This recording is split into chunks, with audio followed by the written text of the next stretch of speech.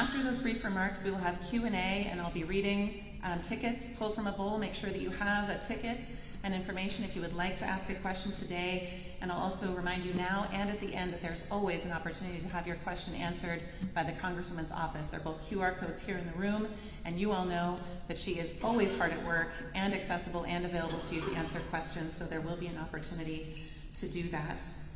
And so I will just say that it's a pleasure to have this opportunity to focus on senior issues and Medicare and other earned benefits at a time when there is so much uncertainty about the future of these programs, and to have expertise with us in the room to be able to help us understand what is currently on the table for discussion in our federal government and how it is that these programs are necessary and foundational to our communities. So with that, I will welcome Representative Val Hoyle to the microphone. Thank you all for being here.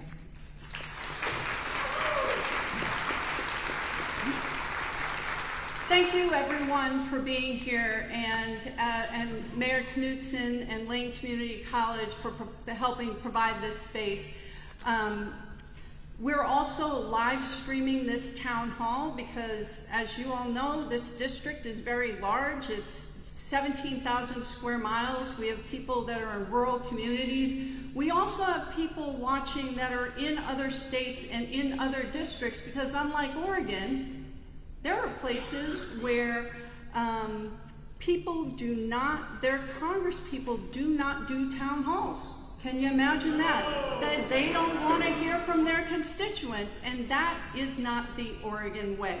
So speaking of the Oregon way, we will be having questions asked, and as we say at all of our town halls, all questions are welcome, and we ask people to be respectful. There may be different opinions, but we're here to answer as many questions as possible. I've done 7 town halls, 1 in each county in this district and 2 in Lane County, and we'll be doing more in a few months that are more general town halls. Today, this town hall is to address Social Security specifically.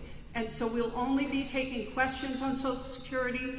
I just did 3 town halls in the southern part of the district, in Curry, Coos, and Douglas County, and in every single one, people talked about not being able to get through to Social Security, waiting for 4, 6, 8 hours, then getting disconnected. And this is on purpose. I'm going to quote my good friend John Larson, who has a bill to expand Social Security. I will tell you that my first bill, when I got into the legislature into Congress in 2023, and my first bill this time around, was to expand Social Security by lifting the cap. Lifting the salary cap so we can extend the solvency of Social Security and increase the benefit $2,400 a month. I put forward this bill with Senator Bernie Sanders, Representative Jan Schakowsky, and Senator Warren. But my colleague, John Larson, he said, by requiring seniors and disabled Americans to enroll online or in person in the same field offices that they're trying to close rather than over the phone, Trump and Musk are trying to create chaos and inefficiencies at Social Security offices so that they can privatize the system. So let's be clear, that is their end goal. So with that, I am going to hand the mic over to Congressman Peter DeFazio. So again, we have 2 experts, and we're here to answer your questions, and we're looking forward to it.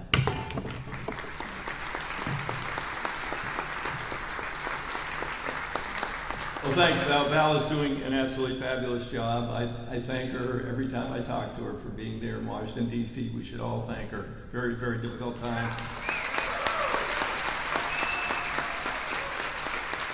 I have a lot of history with Social Security. Got a degree in gerontology, counseling, public administration at U of O many years ago. I worked for Jim Weaver, and I started tracking Social Security, started reading trustees' reports in the 1970s.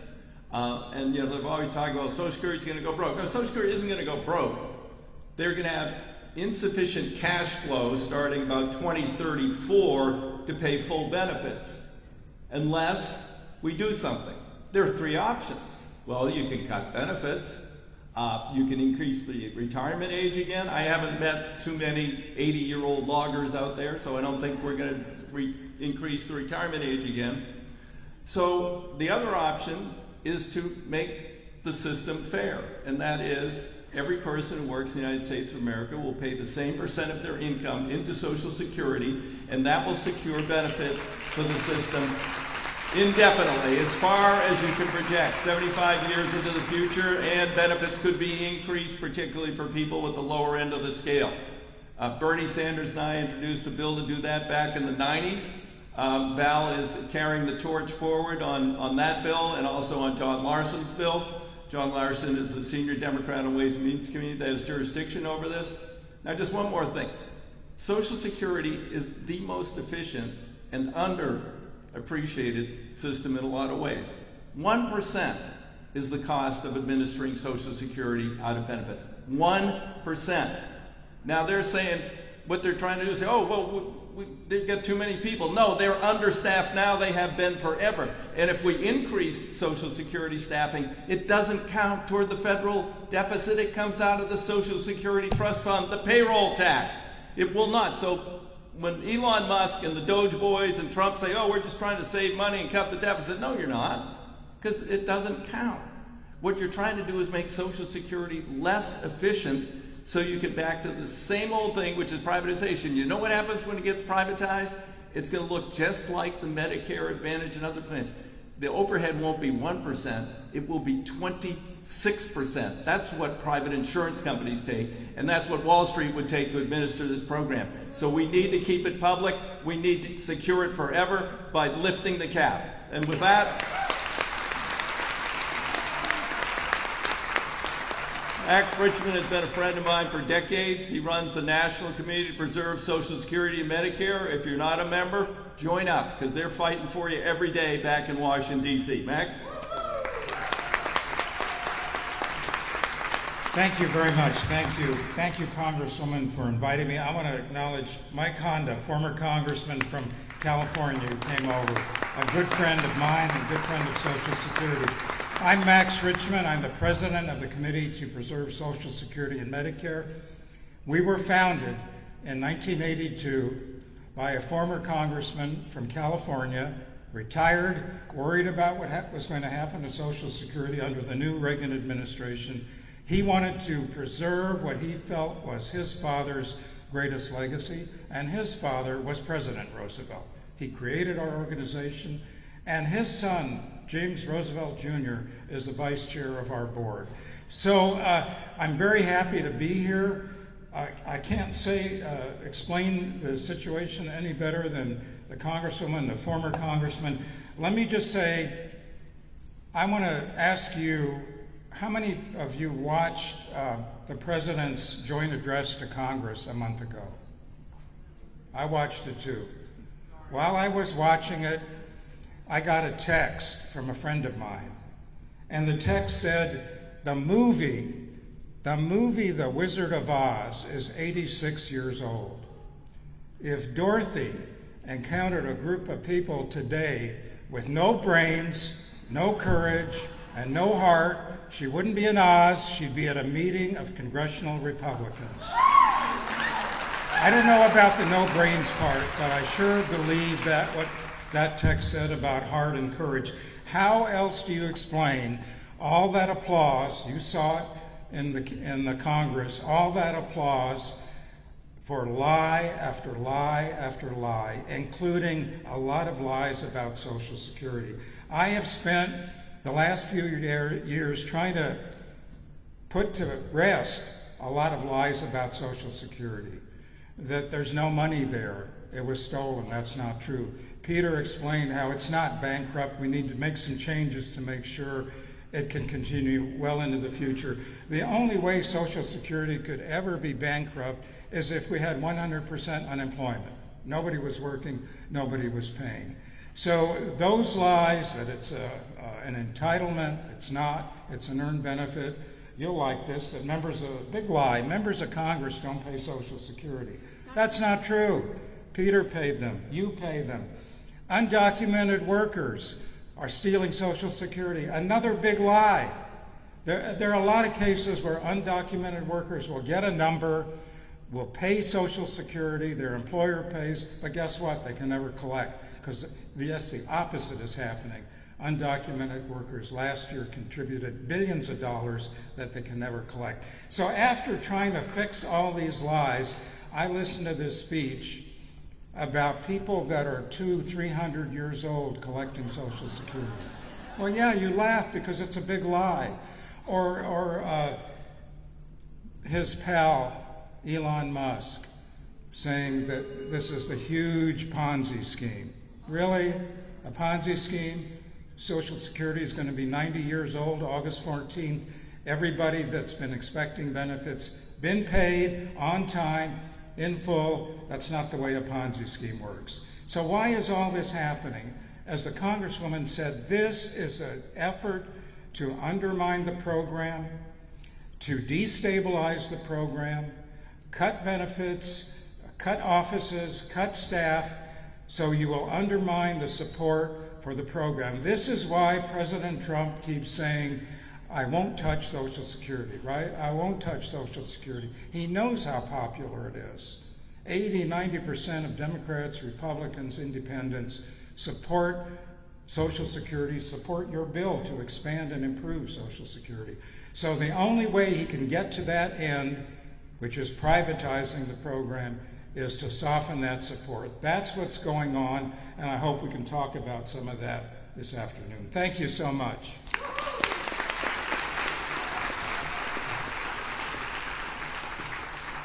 Okay, we are moving swiftly, but right on time, into our Q&A. And there are microphones that are going to come to you in the room. And I'm going to read two numbers at first and then try to keep someone on deck. So our first number, reading just the last three numbers, is 875.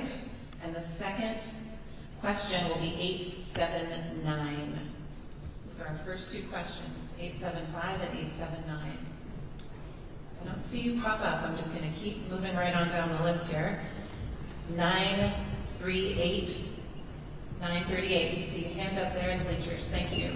And then the question after 938 will be 877.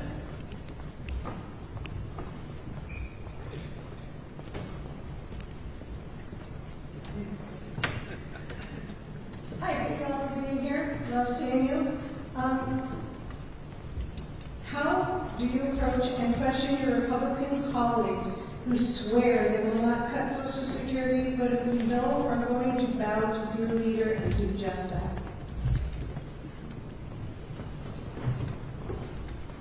Well, nobody has ever suggested that I'm shy or unclear when I talk to people, and I talk to my Republican colleagues the same way I talk here.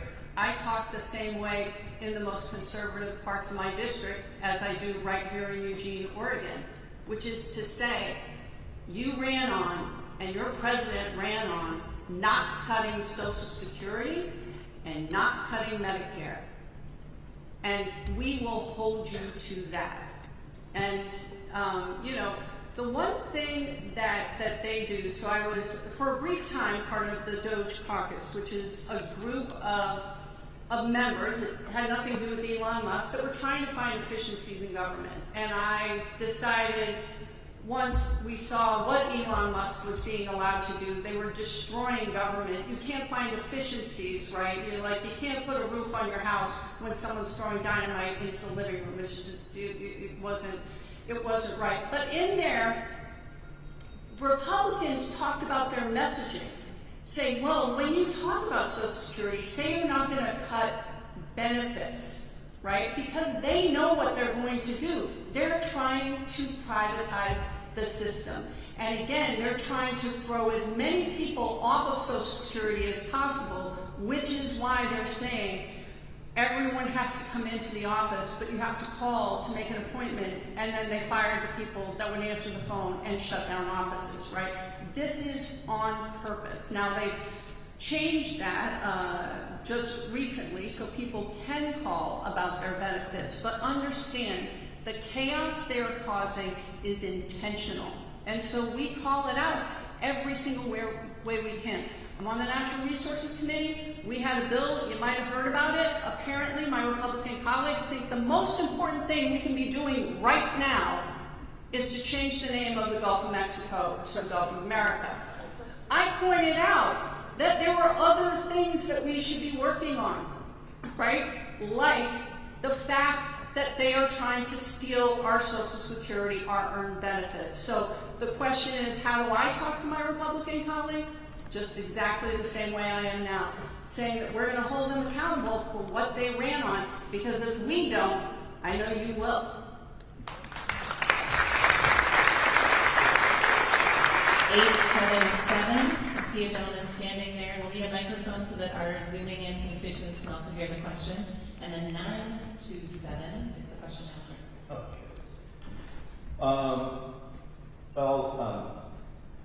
When we are like efficient using, like, it seems like there's an assumption being made that everybody has access to the internet.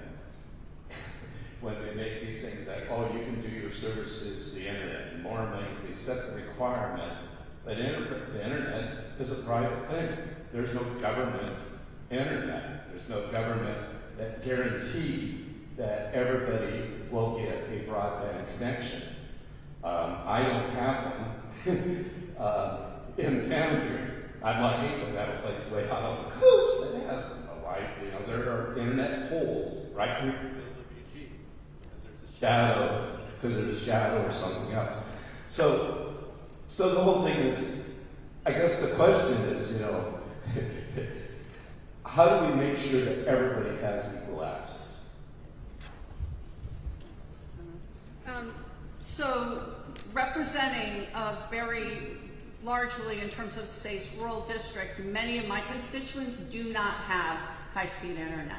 We also have seniors and people with disabilities that maybe can't work their way through the process. So again, not being able to use the phone to apply for your Social Security benefits, it is a feature, not a bug, to make it so that the people who need Social Security the most can't access it. But because of the strong outcry from members of Congress and also from Social Security recipients, right? They heard from all of you. The Trump administration turned that edict around so that now people can use the phone to apply for their Social Security benefits. But we have to keep talking about it. People in rural communities and the most vulnerable are impacted the most, and you're not wrong. So you can use the phone now, but again, if you have trouble getting through, contact our office. So we've got staff that are here, so contact our office and we can help you get through to the office if you're struggling yourself. Question number 927 or question number 896. 927. Microphone on the way.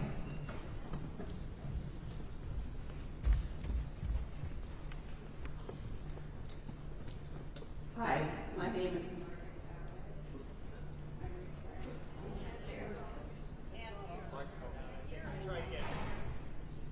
I'm retired from federal service.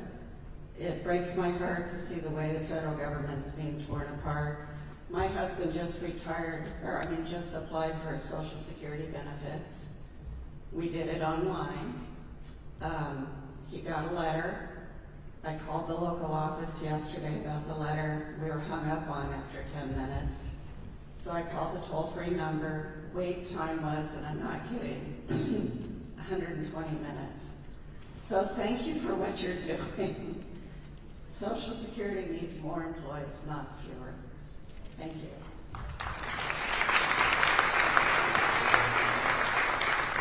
952. 952 in the room. Also a reminder of 875 or 879. 883. The last three numbers on your ticket. See a hand up in the second row of bleachers.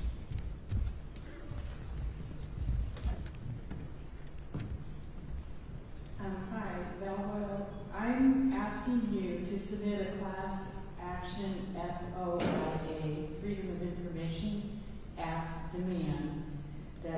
Social Security Doge, Aram Mogadassi, submit to you on behalf of all your constituents what personal information Doge has collected on each one of us, who Doge has disclosed it to, what information Doge has solicited from other departments such as HHS and Homeland Security, and what information Doge has changed or deleted or sold, and request that any and all information details that we have a legal right to know.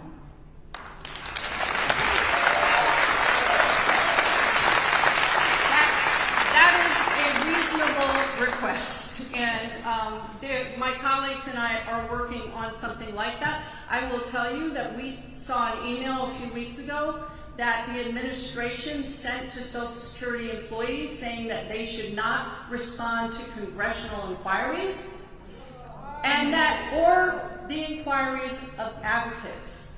So we were able to address that, but yes, we are doing FOIAs every day. Just say something on that. You know, Elon Musk now has, they've been through the IRS files, they've been through Social Security, they've been over in other departments of the government. Elon Musk has probably gathered through his Doge people every bit of information on every person in the United States of America, including your bank accounts, your tax returns, and everything else. And what is the richest man in the world going to do with that? That is the question that needs to be answered. And the Republicans and Donald Trump need to answer for that too. Yes.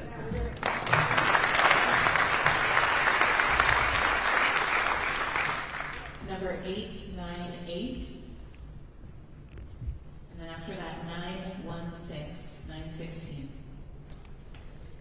So thank you for being here. I have two sisters who have extensive disabilities and are 100% dependent on Social Security and Medicaid for survival. One of them is up for renewal in early May for her Medicaid eligibility, and I'm really afraid of what that's going to be like. They will die without those benefits, and it was hard before. I've been, dealing with the Social Security Administration hasn't been easy up until this point. It's been long waits and really difficult and lots of errors. So what is it going to be like now? That's not my question. That's just expressing fear. Here's my question. As we're watching what's happening not only with Social Security but with congressionally approved expenditures generally, how did the executive branch seize the power of the purse from Congress, and what's the plan to get it back? So, to address your Social Security comment, I will say again that our office and, whatever congressional district you're in, those offices, but will help if you're having trouble accessing your benefits. I have amazing staff, many of them inherited from Peter DeFazio's office, so they've been doing this for a long time, and we will help handhold. We have been able to get responses from the Social Security offices, although it is getting harder as, again, they are inundated and there is less staff there. Federal employees are being pushed out of their jobs. They are being made uncomfortable. They are being confronted with unbelievably disrespectful behavior, hoping that they will quit. So we have federal employees that go to work every single day and they are standing up for Americans. And in terms of the constitutional crisis, and yes, my Republican colleagues did give up the power of the purse. I don't know why they rolled. Right? I don't know why they caved when we took an oath to the Constitution, to obey the Constitution, to have separate and equal branches of government. Congress makes the laws, the courts interpret the laws, the executive branch enforces the laws. And my Republican colleagues have decided it's more important to stay out of a primary that is funded by Elon Musk, because they might lose their seat than it is to stand up for their constitutional obligation. I can't tell you why, but I know that if I took the right vote and lost my seat because of it, I'd sleep at night, and they should too. So, Congressman, I want to make a comment on what you just said.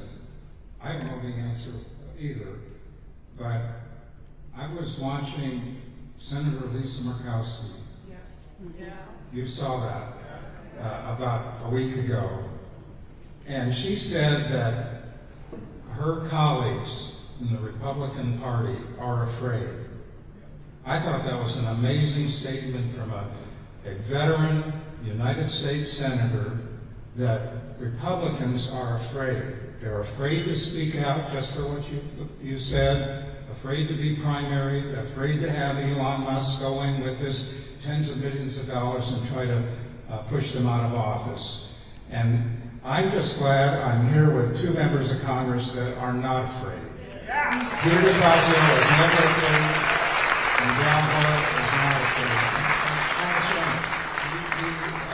You mentioned that you wanted me to present you with something when the Spirit moved me. It's moving me. All right? So I gave a presentation to Peter a long time ago when I came out here. And I'm going to give you the same thing. This Congresswoman is not afraid, but she might need a little bit of extra help when she goes back to Washington to fight for seniors, to fight for you. So these are for you. Anyone that comes to my office, these will be in my office. Okay, next question. Thank you. I love this. Number 916 and 907. So 916 I have in there, 907 is the next question. Hi, thank you for showing some fire. And I just want to say, my sign says, "Help us Democrats in power, you're our only hope." And I don't have a question. I just want to express my frustration at how awful all this is, and that we've got to do something. We've got to stop this guy. So, the way that, again, our government is meant to be set up, separate and equal branches of government, and the way we can fight back is that we have three tools to hold an executive branch that is overreaching its constitutionally obligated powers, and that is Congress, courts, and the community. Democrats, we are working to stand up. We are having hearings, and when our Republican colleagues won't have them, we have them separately. We are having town halls. AOC and Bernie Sanders are going to places where they don't have Congress people that will stand up, and tens of thousands of people are showing up. So it's Congress. We don't have power in either of the chambers. It's the courts, right? And the courts, the executive branch is trying to ignore what the courts are saying, and that should bother everyone. Doesn't matter what party you are in. The courts are there for a reason, constitutionally obligated. The founders set that up so that we didn't have a king or a tyrant. We had those checks and balances. And finally, community. The reason we're having this town hall and the reason we're informing you about Social Security, your earned benefits, is that we need to speak up and your voices matter. And one thing I know is you don't mess with seniors. Because you will stand up, because you aren't afraid, because you worked hard your whole lives to earn these benefits, and you're not going to let anyone take them away from you or the next generation. So we need to stand up and come out into the streets and never stop talking. And what I will say is, stop outsourcing your social connections to a social media algorithm that wants to keep you outraged and at odds with your neighbors. I live in a rural community. My neighbors vote differently than I do, but I speak to my neighbors. Speak to people one-on-one and tell them about what's happening, because we are in a situation where people literally have different facts. But don't outsource your social connections to a social media algorithm run by an oligarch who wants to keep you outraged and afraid. Step up, be heard, and that's part of what's happening here today.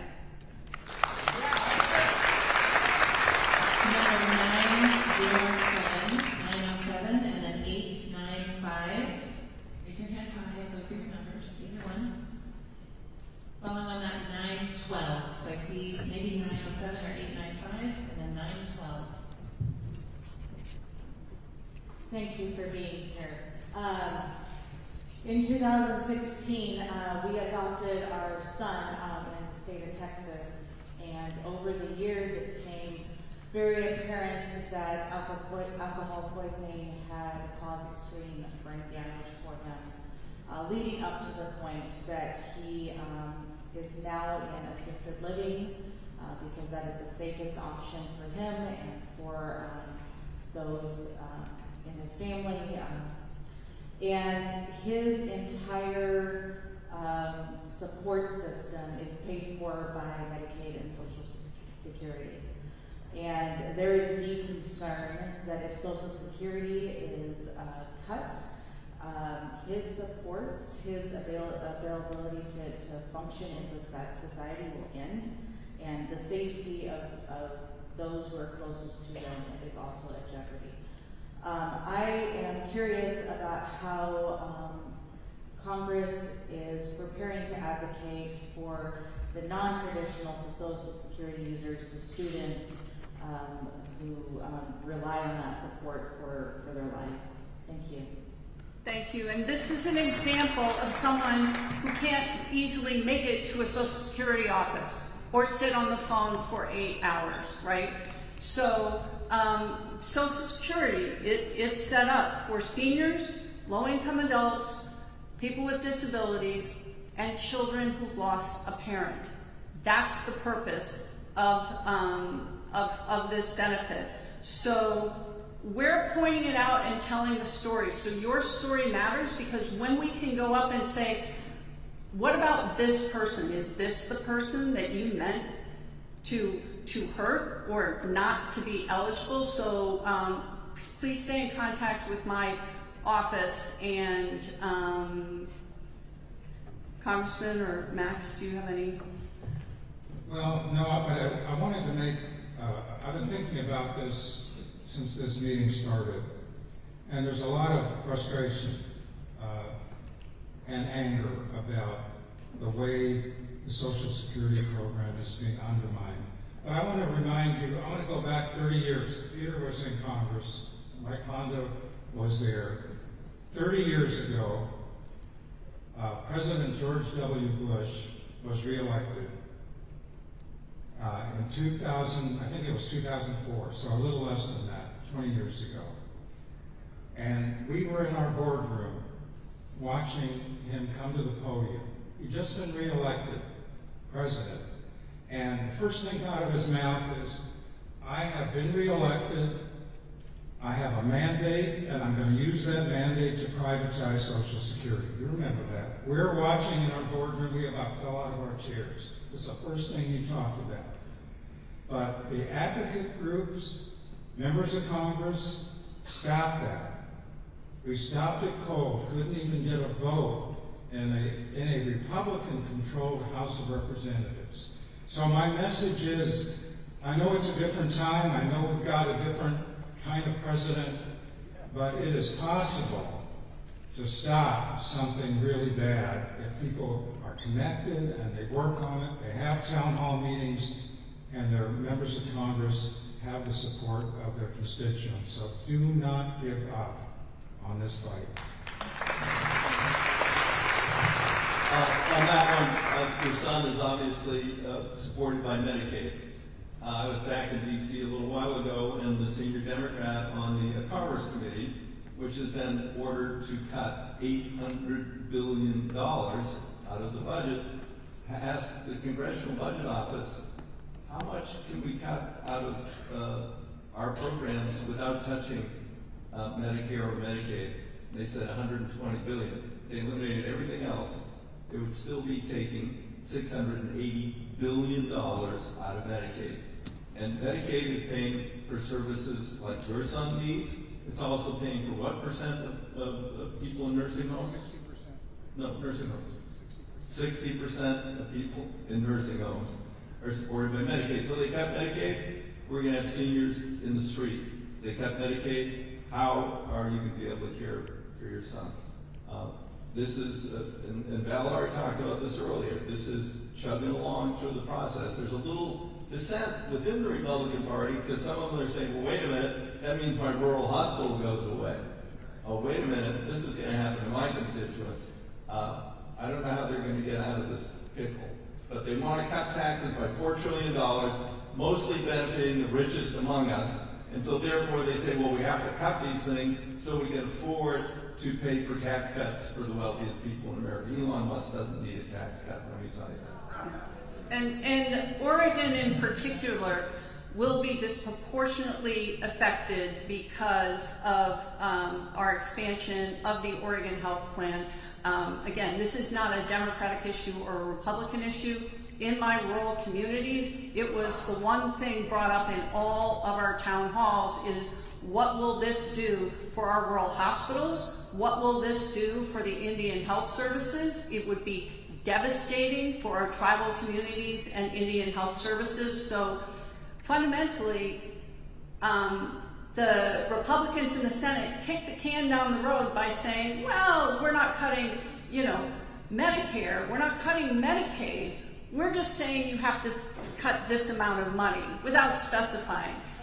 The fact of the matter is, they will have to cut Medicare and Medicaid if they're going to hit that number, and they don't want to do it, and they need to hear from us. Number 912 and 921. Next two numbers, 912 and 921. I see 921 in the second row. And then on deck will be 900. Oscar. So, of course, I'm old, I'm a recipient of these programs, and I can envision a variety of ways that they could begin to chip away at them. And one of the things I have a concern about is that means testing could be introduced to these programs, and I'm wondering if that's something that I should worry about or I shouldn't even worry about it. We should worry about everything that has to do with Social Security because it is a giant target for privatization. If they're not willing to lift the cap to make sure that the wealthiest Americans are paying their fair share, then I think means testing, I can't see the support for that, but fundamentally they will do anything they can to break this program, but it is incredibly popular and we need to push back every way possible. Congressman? Well, means testing would mean they would say, well, now we can cut the program. It's not an earned benefit anymore. It's kind of like welfare. It's just, so you didn't earn your benefit, we're granting you your benefit. So if they go to means testing, that will be a big step toward the end of Social Security. And Trump says higher income retirees do pay tax on their Social Security, and he says he wants to eliminate that. Well, that cuts a big stream of revenue out of that money goes directly back into the Social Security Trust Fund. So he's saying, we don't want higher income people to have to pay tax on their Social Security, so we'll eliminate that tax, and then, wait a minute, Social Security is now even in more jeopardy. So, so many of these things are so true. They're totally coming at it from every direction. Every direction. They want to kill it. They have this theory that Americans are lazy and they don't save enough because they know they're going to have Social Security. That's a bunch of BS.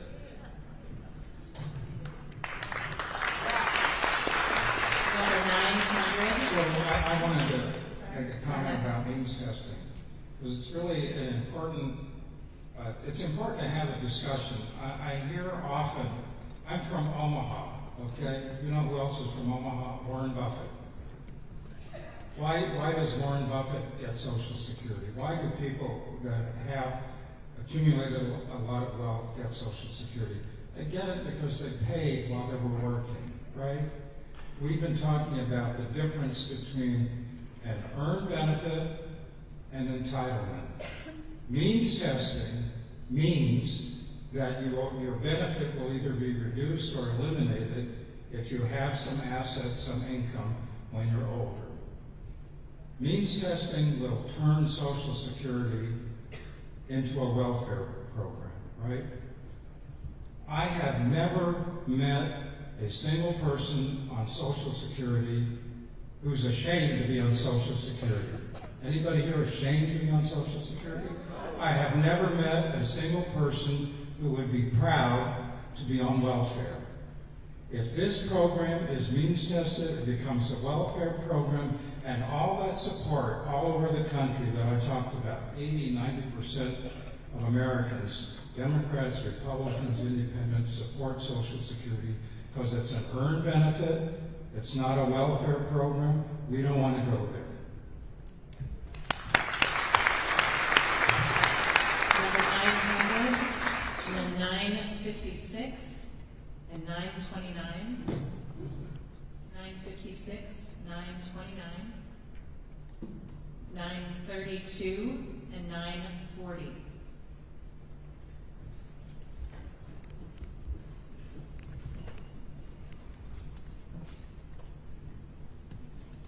Congressman Hoyle, thank you very much for coming home. We appreciate you. What I'd like to ask is that right now, since you don't have a voting majority in the House or in the Senate, Trump is in the White House, how do you prevent a fast-track bill coming through Congress through Speaker of the House Johnson from doing exactly what we're talking about the day after tomorrow? Well, the day after tomorrow, we're not in session, so we've got a few days respite till next Monday. Here's the deal. Social Security is incredibly popular, right? So the reason that they're picking at this around the edges is if there was a bill on the floor to eliminate Social Security, it would go down in flames. There is a reason President Trump ran and said, I will not cut Social Security or Medicare, right? He said that. So for my Republican colleagues, they said that as well when they were out campaigning because it's so popular. So fundamentally, if it's a bill on the floor, it goes down in flames in a bipartisan way. So tacking at it around the edges and pulling it apart bit by bit, breaking the agency is the only way that they can get that done, which is why we need to call it out and let people know what's happening in real time.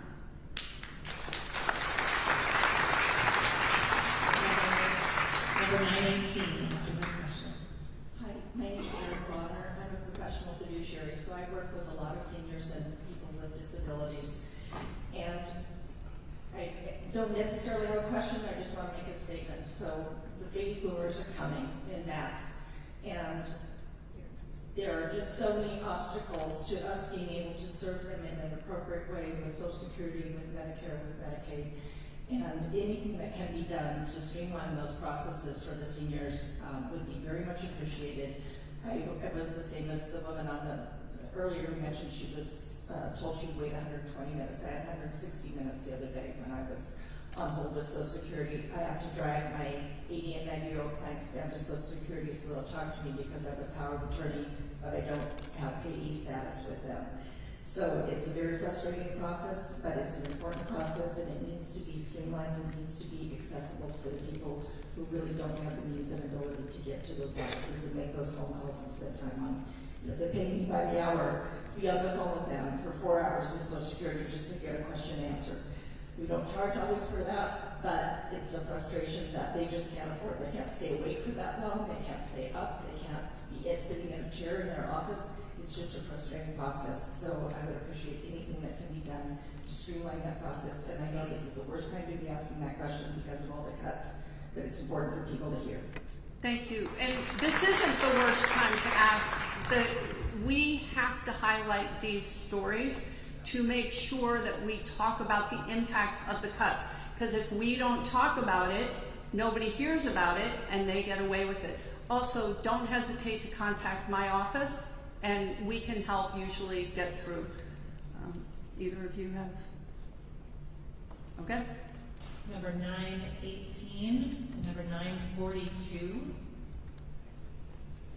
Get one hand up there. And then 944. Thank you.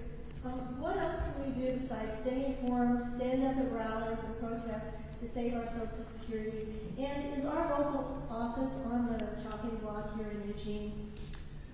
Great question. I don't know. We're not getting communication, but for right before things happen.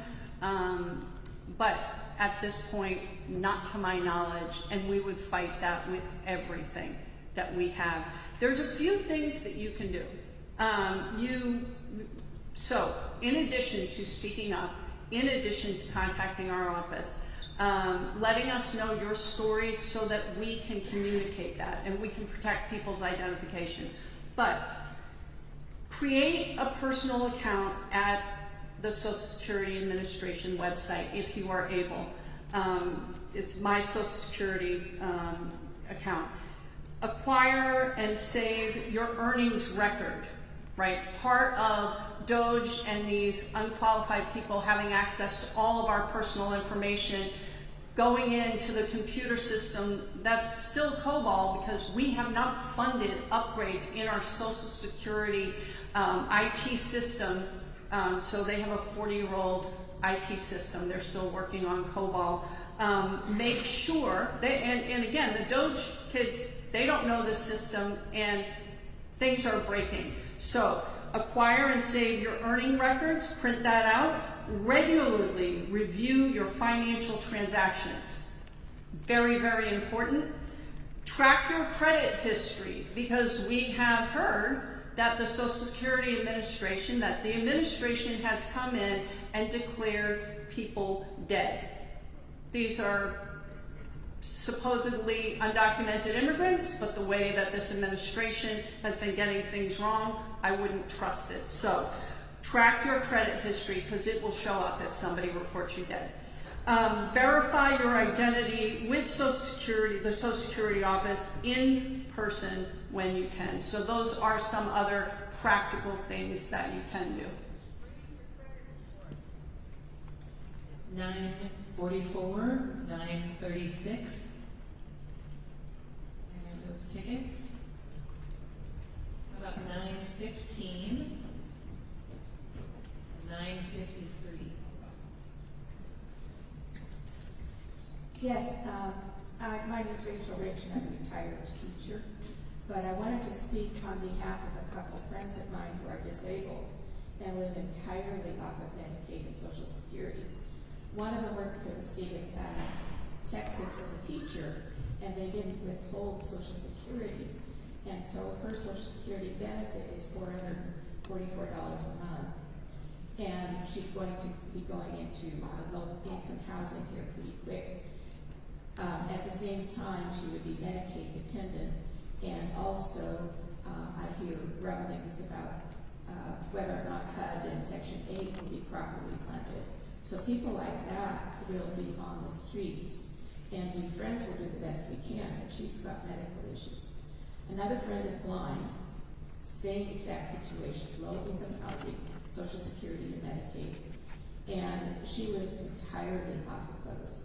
And to those, somewhere who may think that a woman like that has been lazy because she doesn't have a pension, she followed her husband as they got promotions, and so she was never able to get like a state or federal job or something with benefits. So there are reasons that people are dependent on these things, and she worked all of her life.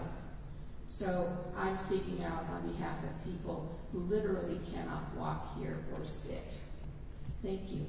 Thank you very much. And that is why this program was created by President Roosevelt, to ensure that people could retire in dignity, to ensure that the most vulnerable among us are cared for, so that they're not out on the street, and to ensure people can get the benefits that they earn.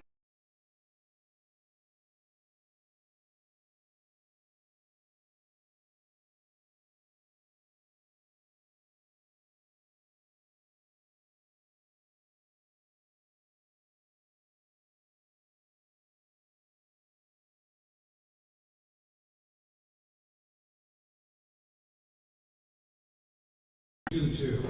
There are proposals been in the Congress for the last few years that would give a caregiver credit to people who, and it's mostly women, who leave the workforce for a number of years to take care of children, a parent, sometimes the parent or the spouse. It's usually women, and their benefits are reduced as a result of that.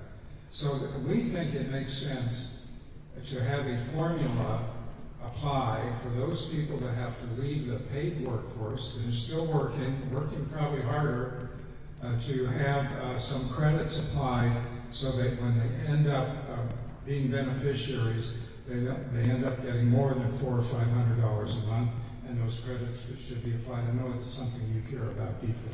Absolutely. I think it's a great idea.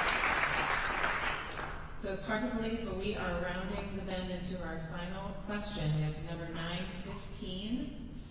I see hand over there. Thank you. In the front. Hi. I used to live in Blue River. The trailer park that I lived in was almost entirely retirees on Social Security. They had no other benefits. They didn't qualify for anything else. Every single person up there relied on the food bank to survive. Most people were still running out of food by the end of the month with the food banks. These people are going to die without all of these benefits coming to them on a timely manner. Most of them hunted, they fished, they foraged. They're too sick to do that now. They use walkers. They can't go hunt the deer with a walker. How are we going to feed them? How are we going to make sure that they make it through the summer with everything that's going on? That's an excellent question, and our values as a community, and I have seen this throughout the district, the most conservative to the most progressive part, that we take care of our neighbors. That is why Social Security is so critically important, and the programs that have been cut for food banks, for school lunches, some of our kids, that's the only place they're getting a meal. Those cuts hurt real people who can least afford it, so that my colleagues can make space to give tax cuts for the wealthiest among us. That is wrong, and so we'll just continue fighting for them. I think we have one. Can we do one more question? Absolutely. Saw a question in the front row, a number I probably already called. Hi, I'm Cindy here, and basically my question I heard already asked, and it was, what more can we do? And I just want to thank you, each one of you, and actually everyone here for showing up. Yeah, thank you so much. Well, thank you, and I'm going to leave it to Max Richmond, Peter DeFazio to close.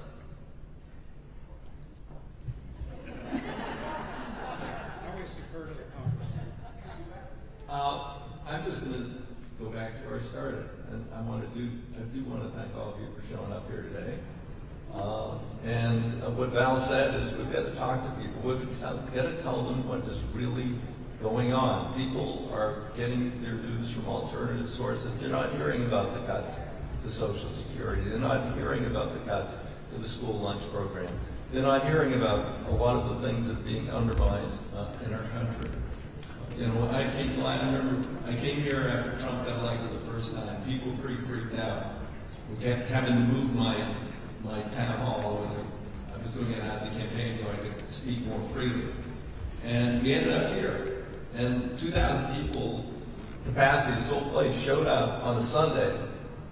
And the one question that I started with was, how many of you have been politically active and were politically active in the last election? And a minority of hands went up. So that can't stand. We all have to be totally engaged, and we all have to support Val and the others who are fighting to save these things that we all care about so much.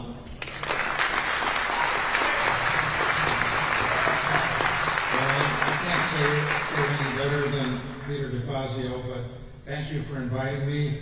I have been doing a number of these town hall meetings. I was in Memphis, Tennessee 2 weeks ago with a member of Congress. 800 people showed up. 800 people. I was in Medford, Massachusetts with a member of Congress a week ago, with your friend Brendan Boyle in Philadelphia 3 weeks ago. People are showing up. Yes, they're worried and they're concerned, but they're showing up, and that's, as you know, that's part of the first step. You got to show up. And thank you for showing up, and I'm so glad to be here with a former congressman who's a friend of mine and the current member of Congress from this district, as I said, fighters, both of them fighters. I want to thank everyone for showing up here today and everyone who's following us online. We wanted to make this as accessible as possible, which is why we live stream this town hall. We talked about Social Security today, but if you have another issue that you want to ask about, we have a QR code that will take you to our website. You can ask your question there. We will get an answer to you. Or if you don't go online, you can just sign in on our on the sign-in sheet with the question that you have asked. Again, we'll be doing more of these. Thank you for showing up online and in this room, and we're just going to keep fighting because it matters.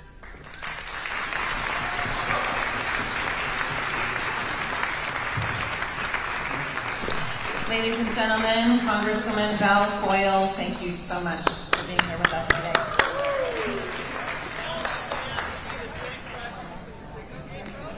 A couple of more reminders for those who can hear. There are QR codes available in the room for people who want to ask questions. Those are also available online. And Congressman's staff is also available for follow-up.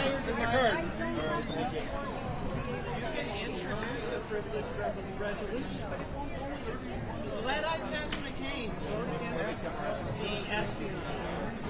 Let Margie Green vote against the president. But her emails. But her emails. But her emails. I'm going to vote I know. I'm a retired Marine. I used to point lasers at things that I taught the airplanes to blow up. I had to plow a SEAD board. I do know that all of them. They all violated the Espionage Act. They all had a duty to report the violations, and they all conspired to do the same, as well as the presidential candidate. Enforce the rule, but her emails. Okay,